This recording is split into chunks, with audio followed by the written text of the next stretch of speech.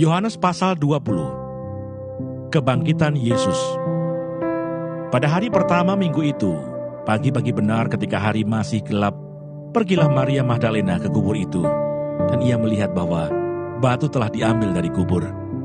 Ia berlari-lari mendapatkan Simon Petrus dan murid yang lain yang dikasihi Yesus, dan berkata kepada mereka, "Tuhan telah diambil orang dari kuburnya, dan kami tidak tahu di mana ia diletakkan." Maka berangkatlah Petrus dan murid yang lain itu ke kubur. Keduanya berlari bersama-sama. Tetapi murid yang lain itu berlari lebih cepat daripada Petrus, sehingga lebih dahulu sampai di kubur. Ia menjenguk ke dalam dan melihat kain kapan terletak di tanah. Akan tetapi ia tidak masuk ke dalam. Maka datanglah Simon Petrus juga menyusul dia dan masuk ke dalam kubur itu. Ia melihat kain kapan terletak di tanah, sedang kain peluh yang tadinya ada di kepala Yesus tidak terletak dekat kain kapan itu, tetapi agak di samping, di tempat yang lain, dan sudah tergulung. Maka masuklah juga murid yang lain yang lebih dahulu sampai di kubur itu, dan ia melihatnya dan percaya. Sebab selama itu mereka belum mengerti isi kitab suci yang mengatakan bahwa ia harus bangkit dari antara orang mati. Lalu pulanglah kedua murid itu ke rumah. Yesus menampakkan diri kepada Maria Magdalena. Tetapi Maria berdiri dekat kubur itu dan menangis. Sambil menangis ia menjenguk ke dalam kubur itu, dan tampaklah olehnya dua orang malaikat berpakaian putih, yang seorang duduk di sebelah kepala dan yang lain di sebelah kaki di tempat mayat Yesus terbaring. Kata malaikat-malaikat itu kepadanya, "Ibu, mengapa engkau menangis?" Jawab Maria kepada mereka, "Tuhanku telah diambil orang, dan aku tidak tahu di mana ia diletakkan." Sesudah berkata demikian, ia menoleh ke belakang dan melihat Yesus berdiri di situ. Tetapi ia tidak tahu bahwa itu adalah Yesus. Kata Yesus kepadanya, "Ibu, mengapa engkau menangis? Siapakah yang engkau cari?" Maria menyangka orang itu adalah penunggu taman, lalu berkata kepadanya, "Tuan, jikalau Tuan yang mengambil dia, katakanlah kepadaku di mana Tuan meletakkan dia, supaya aku dapat mengambilnya." Kata Yesus kepadanya, "Maria." Maria berpaling dan berkata kepadanya dalam bahasa Ibrani, "Rabuni," artinya guru. Kata Yesus kepadanya, "Janganlah engkau memegang aku, sebab aku belum pergi kepada Bapa.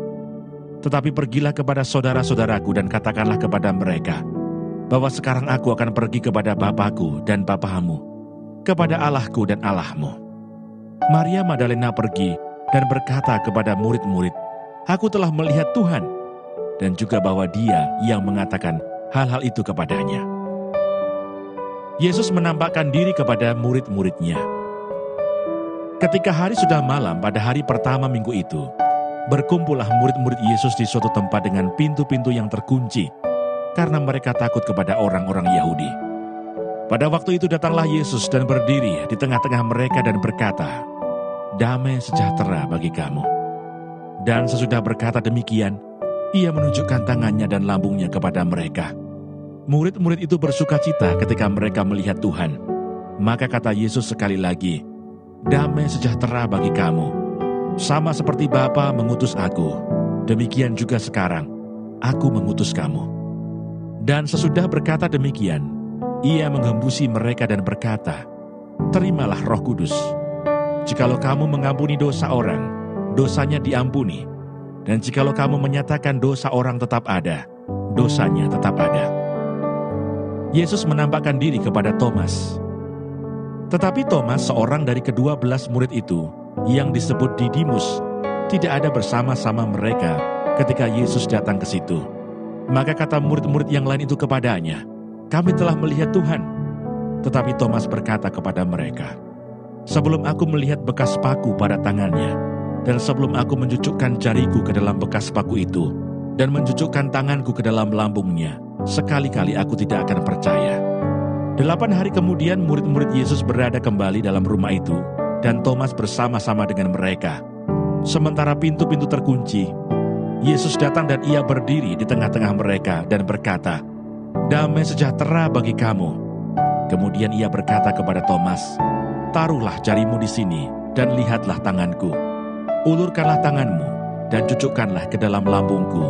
dan jangan engkau tidak percaya lagi, melainkan percayalah." Thomas menjawab dia, "Ya Tuhanku dan Allahku." Kata Yesus kepadanya, "Karena engkau telah melihat aku, maka engkau percaya. Berbahagialah mereka yang tidak melihat, namun percaya." Maksudnya Injil ini dicatat. Memang masih banyak tanda lain yang dibuat Yesus di depan mata murid-muridnya yang tidak tercatat dalam kitab ini. Tetapi semua yang tercantum di sini telah dicatat supaya kamu percaya bahwa Yesuslah Mesias Anak Allah, dan supaya kamu oleh imanmu memperoleh hidup dalam namanya. Esra pasal 3. Pembangunan Mezbah. Ketika tiba bulan yang ke-7, setelah orang Israel menetap di kota-kotanya, maka serentak berkumpullah seluruh rakyat di Yerusalem.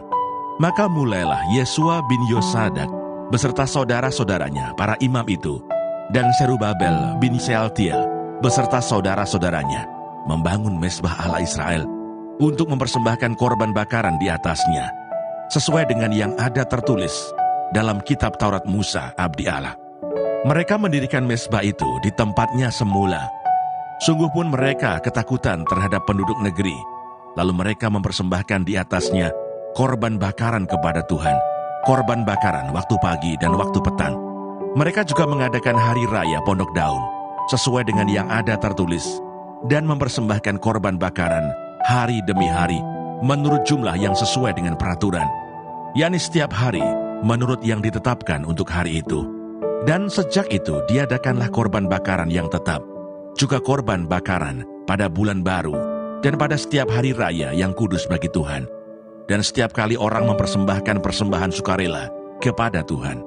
Sejak hari pertama bulan yang ke-7, mereka mulai mempersembahkan korban bakaran kepada Tuhan. Namun dasar bait suci Tuhan belum juga diletakkan. Lalu mereka memberikan uang kepada tukang batu dan tukang kayu, sedang kepada orang Sidon dan Tirus makanan dan minuman dan minyak, supaya orang-orang itu membawa kayu aras dari Libanon sampai ke laut dekat Yafo, seperti yang telah diizinkan kepada mereka oleh Kores, raja negeri Persia. Perletakan dasar bait suci. Pada tahun yang kedua, sesudah mereka sampai ke rumah Allah di Yerusalem, dalam bulan yang kedua, maka Zerubabel bin Shealtiel dan Yesua bin Yosadak beserta saudara-saudara mereka yang lain, yakni para imam dan orang-orang Lewi, dan semua orang yang pulang ke Yerusalem dari tempat tawanan, memulai pekerjaan itu. Mereka menugaskan orang-orang Lewi yang berumur 20 tahun ke atas untuk mengawasi pekerjaan membangun rumah Tuhan. Lalu Yesua serta anak-anak dan saudara-saudaranya, dan Kadmiel serta anak-anaknya, orang-orang Yehuda, bersama-sama bertindak mengawasi orang-orang yang melakukan pekerjaan membangun rumah Allah. Demikian juga Bani Henadad, anak-anak dan saudara-saudara mereka, orang-orang Lewi itu. Pada waktu dasar bait suci Tuhan diletakkan oleh tukang-tukang bangunan, maka tampillah para imam dengan memakai pakaian jabatan dan membawa nafiri, dan orang-orang Lewi, Bani Asaf, dengan membawa ceracap untuk memuji-muji Tuhan, menurut petunjuk Daud Raja Israel. Secara berbalas-balasan mereka menyanyikan bagi Tuhan nyanyian pujian dan syukur, sebab Ia baik, bahwasanya untuk selama-lamanya kasih setianya kepada Israel. Dan seluruh umat bersorak-sorai dengan nyaring sambil memuji-muji Tuhan, oleh karena dasar rumah Tuhan telah diletakkan. Tetapi banyak di antara para imam, orang-orang Lewi, dan kepala-kepala kaum keluarga, orang tua-tua yang pernah melihat rumah yang dahulu, menangis dengan suara nyaring ketika perletakan dasar rumah ini dilakukan di depan mata mereka. Sedang banyak orang bersorak-sorai dengan suara nyaring karena kegirangan. Orang tidak dapat lagi membedakan mana bunyi sorak-sorai kegirangan dan mana bunyi tangis rakyat, karena rakyat bersorak-sorai dengan suara yang nyaring, sehingga bunyinya kedengaran sampai jauh. Esra pasal 4. Pembangunan Yerusalem terhambat oleh perlawanan.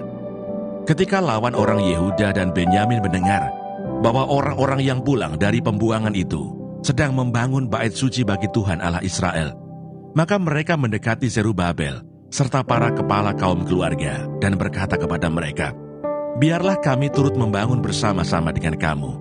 karena kami pun berbakti kepada Allahmu, sama seperti kamu.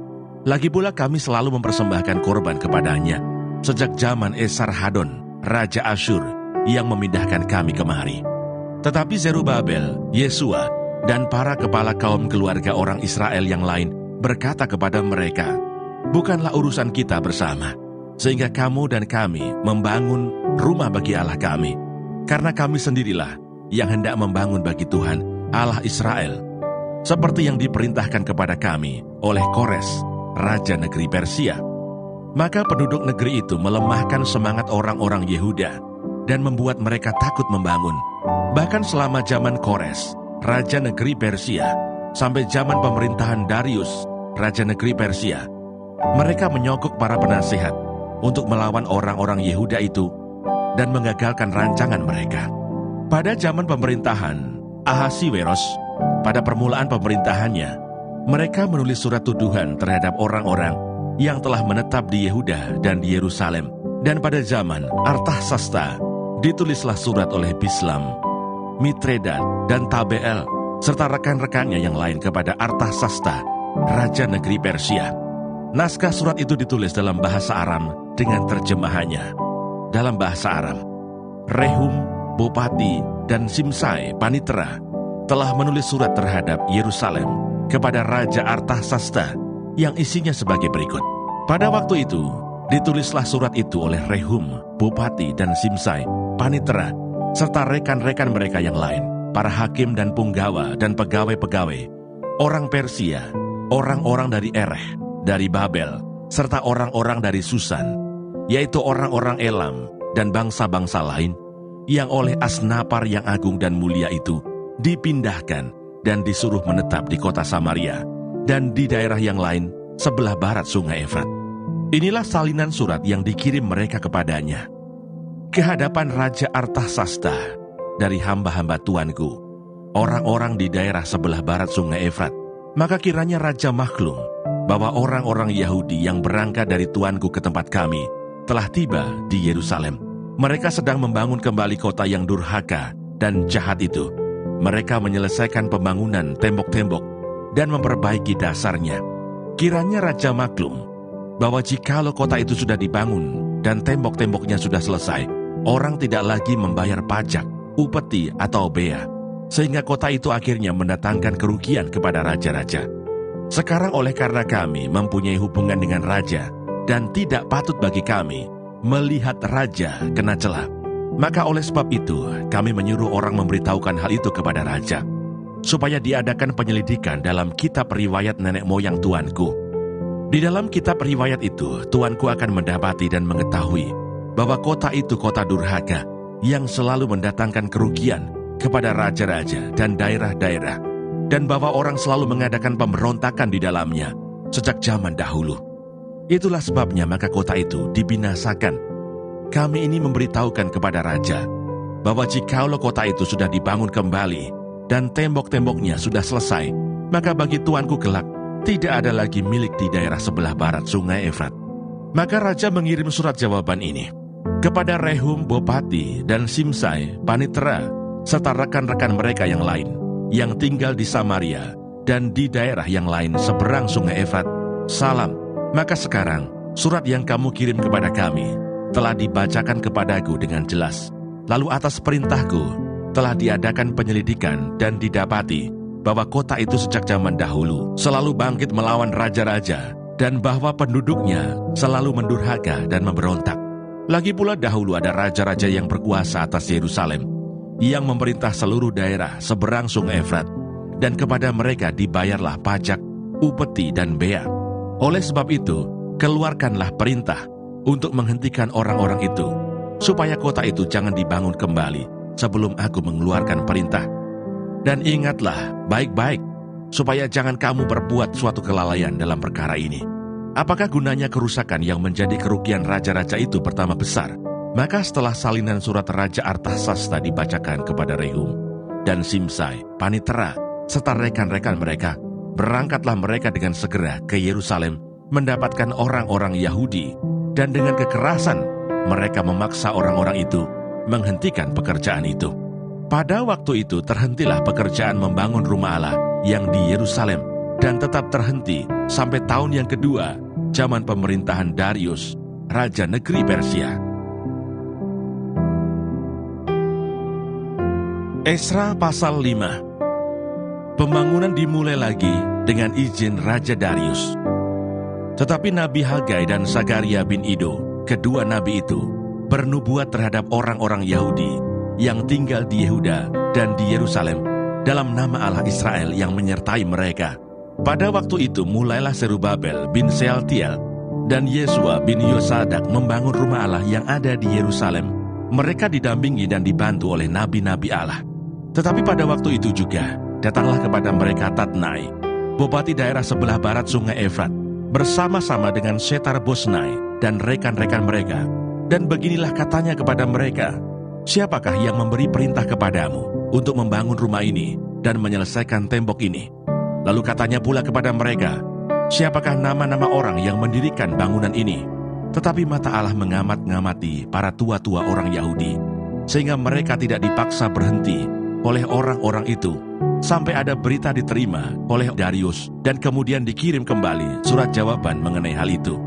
Inilah salinan surat yang dikirim Tatnai, bupati daerah sebelah barat sungai Efrat, bersama-sama dengan Setar-Bosnai dan rekan-rekannya, para punggawa daerah sebelah barat sungai Efrat, kepada Raja Darius.